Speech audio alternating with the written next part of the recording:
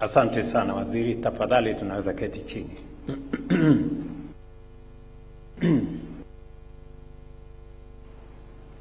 Viongozi wote, officers who are graduating today, wazazi na Wakenya wenzangu, hamjambo. I am delighted to join you today as we celebrate the achievement of 3,862 officers, young men and women who have successfully completed 9 months of rigorous training. This auspicious occasion underscores the government's firm commitment to strengthening and transforming our criminal justice system into one that upholds the rule of law, protects rights, and advances progressive reforms to enhance public safety. As the country's latest cohort of recruits, you are joining a disciplined service whose mandate extends beyond the safe custody of prisoners. Your duty is to strengthen social order, support the administration of justice, and help build safer communities across our republic. This remains the cornerstone of our national security and service delivery. As you are aware, we have embarked on an ambitious national transformation journey in our plan to transform Kenya into a first world economy. Critical to this journey are 3 very vital enablers: education and human development, unity and patriotism, and of course, peace, stability, and security. It is on this third enabler of peace and security where you as prison officers play a critical and indispensable role by ensuring the safe, human, and secure custody of offenders, maintaining order within correctional facilities, and supporting the rehabilitation of those entrusted to your care. You form a vital pillar of the national security architecture. Your vigilance, discipline, and professionalism help prevent threats from taking root, reinforcing public confidence in the justice system and contributing directly to a peaceful and stable Kenya. In pursuit of this noble mandate, the government is fully committed to supporting you and providing the necessary resources to strengthen welfare, uplift morale, and enhance the professionalism of all our disciplined services. I therefore take particular pride in the implementation of salary increments for officers of Kenya Prison Service with the recommendation of the Maraga Task Force report. Following the implementation of Phase 1 and Phase 2 of the salary review, the entry pay for a prison constable has risen by 36%, while the maximum point of salary scale has grown by 24%. Phase 3 of the salary review will take effect on the 1st of July this year.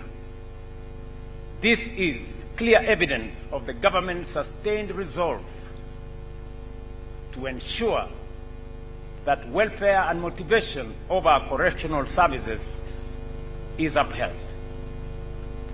In line with my earlier directive, the Ministry of Interior and National Administration is also fast-tracking the finalization of the Correctional Services Bill and Policy.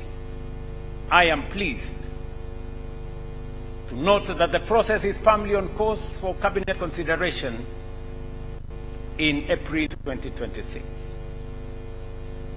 I am equally pleased by all Kenya Prison Service staff who are now guaranteed access to healthcare services throughout the country in the Comprehensive Health Insurance Scheme under Social Health Insurance Authority. Ladies and gentlemen, the registration under SHA is a priority and stands at all prisoners now have been registered 56%.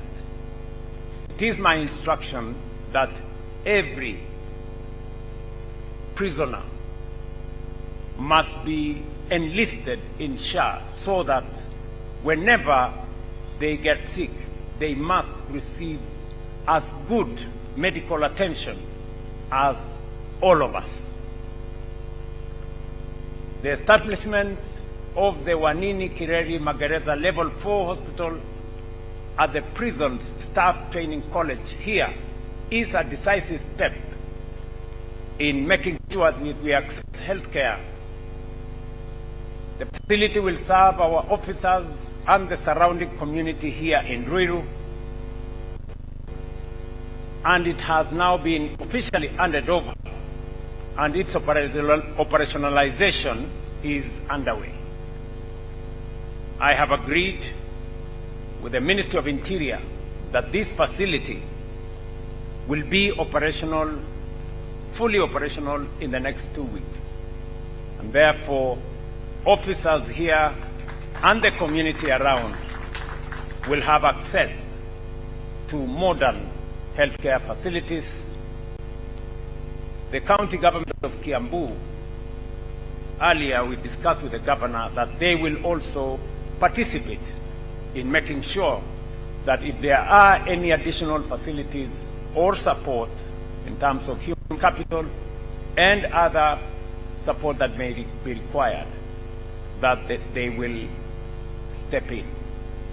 I commend the Kenya Prison Service for the notable progress made under the Greening Kenya initiative in support of the national target of planting 15 billion trees by 2032.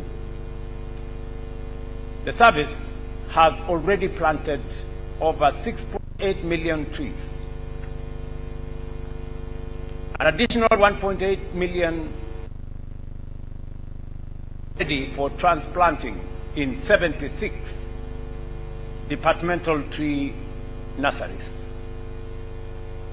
As a result of the enhanced tree planting measures across the nation, the national tree cover has risen to 12.9% from less than 10% 5 years ago, with the prisons department making a significant contribution, for which I am truly grateful. The institutionalization of the tree planting every fourth Thursday of the month further demonstrates your commendable commitment to environmental sustainability and climate resilience. I urge you to fully utilize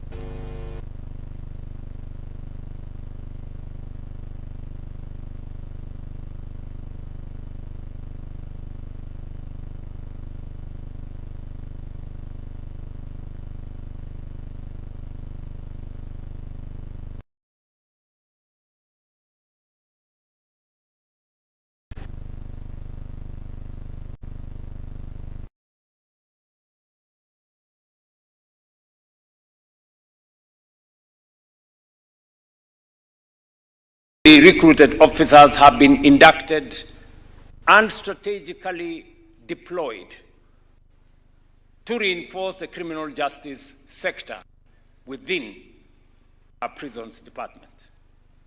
The government remains steadfast,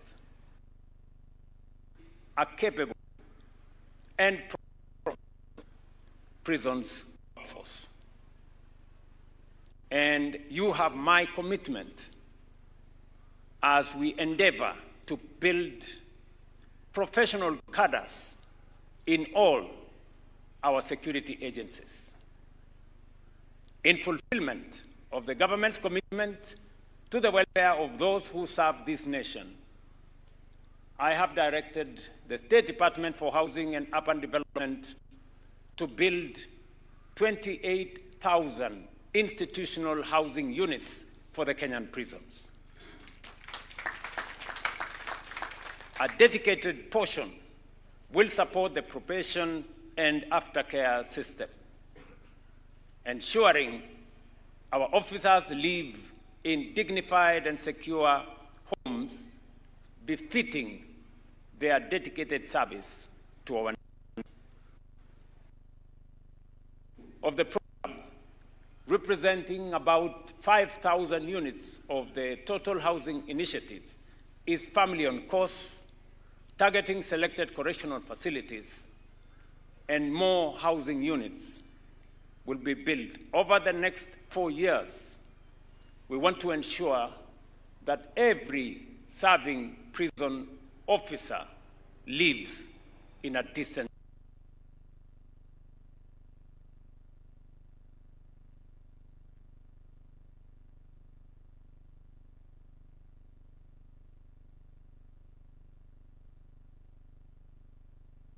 harvest, much of which has already been milled and distributed to different parts and different stations across Kenya.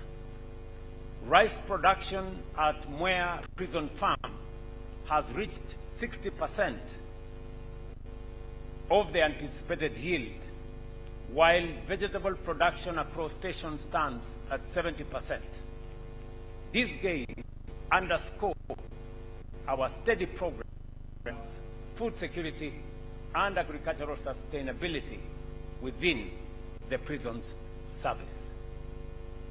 Through these initiatives, the Kenya Prison Service continues to strengthen our nation's resilience, self-sufficiency, and food security. In line with our digital transformation agenda, the State Department of Correctional Services has made significant progress in developing the integrated correctional information management system. Today, over 70% of correctional facilities are connected to the national fiber network, enabling seamless and real-time information sharing across the criminal justice ecosystem. This integration is already enhancing efficiency, strengthening coordination, and reinforcing transparency and accountability. As you join the public service, I urge you to embrace your solemn duty to uphold the law, safeguard society, and rehabilitate inmates with professionalism and integrity. Maintain zero tolerance to corruption, malpractices, and let discipline and patriotism guide your actions as you contribute both individually and collectively to the transformation of our great nation. As you step out of this campus and as you walk into your stations of service, I commend each and every one of you. I know in our midst we have parents, we have friends, we have guardians, and families who have come here to witness this very solemn occasion.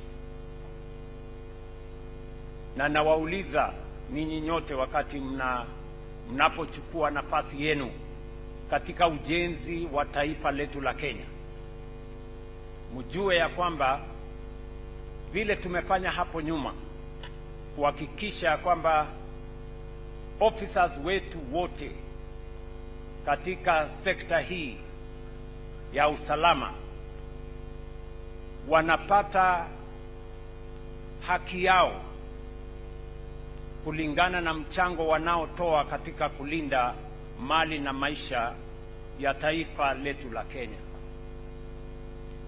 nimesema ya kwamba June mwaka huu tutakuwa na phase 3 ya kuongeza mishahara ya prison officers kama vile tunavyofanya katika zile services zingine.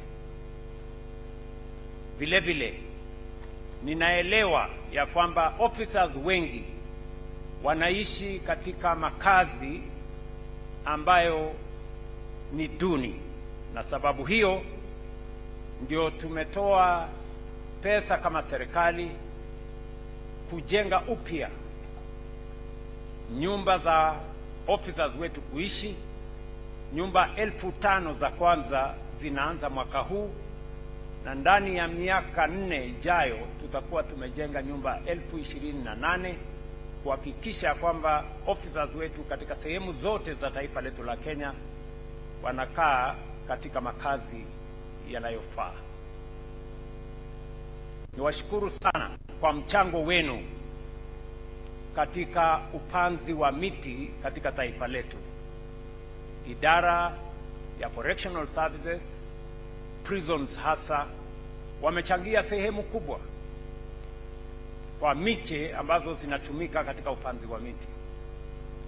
Tumekubaliana ya kwamba mwaka huu target yetu ni kupanda miti milioni 800 kati ya sasa na Disemba mwaka huu, na wizara ambayo inahusika na mambo ya misitu ndio itaongoza kazi hiyo, tukijumuisha serikali nzima, serikali ya kitaifa ikiwemo serikali ya kaunti na Wakenya wote katika sehemu mbalimbali ya taifa letu la Kenya. Na wauliza nyinyi vijana mlio hapa, muko na nafasi kuchangia katika maendeleo taifa letu la Kenya. Nafasi hiyo mliopewa, na watakia heri wakati mnatimiza majukumu zenu. Na washauri musikubali kugawanywa katika misingi ya ukabila ama dini ama tofauti zingine zote. Ninyi ni Wakenya.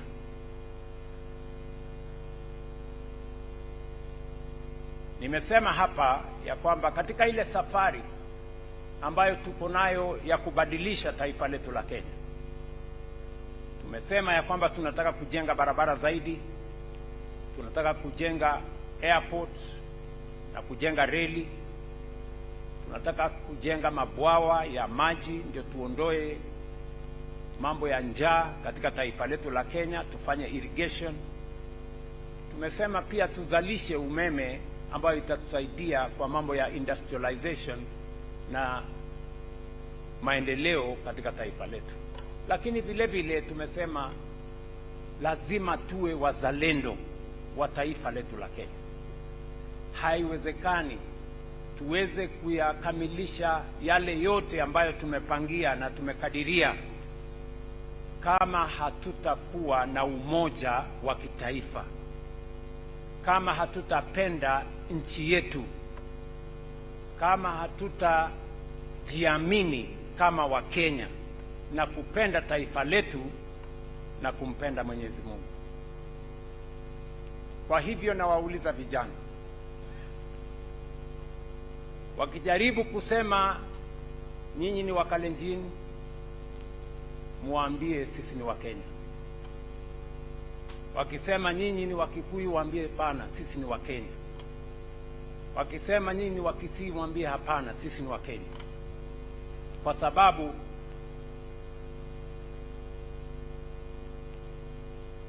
unity in diversity is what will make our country grow, is what will make our country make the necessary steps. Na wauliza vijana wa taifa letu la Kenya, nyinyi mliosimama mbele yangu na wale wasio hapa, mujiamini tuamini taifa letu la Kenya na tujue taifa letu la Kenya ni nyumbani kwetu sote. Together, tukishirikiana pamoja, tutashinda kama Wakenya. Ndio ikasemekana umoja ni nguvu. Asanteni sana, nawatakia heri katika maisha yenu, katika kazi zenu. Mubarikiwe na Mungu awajalie. Thank you very much and God bless you.